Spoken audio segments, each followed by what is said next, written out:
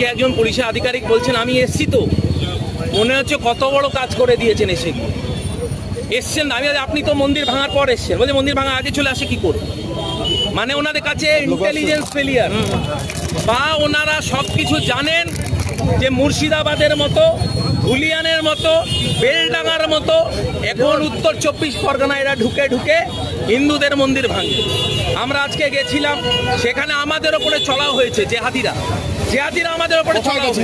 আমরা স্পটে গেছিলাম, ভিজিট করতে গেছিলাম, আমাদের কাছে খবর গেছে 6 জন ওপরে বাজেভাবে চড়াও করে তাদের মারধর। যেখানে শিব মন্দির ভাঙা হয়েছে সেখানে আমরা গেছিলাম বাতাঘাটে, সেখানে তৃণমূল আশ্রিত জেহাদিরা তারা মেরেছে। একটা জিনিস মাথায় রাখবেন, আজকে শনিবার, গতকালকে শুক্রবার ছিল, নিশ্চিতভাবে কিছু জেহাদিদের কাজ হওয়ার চান্স হতে পারে। আমি এটা আমার মতামত বলছি।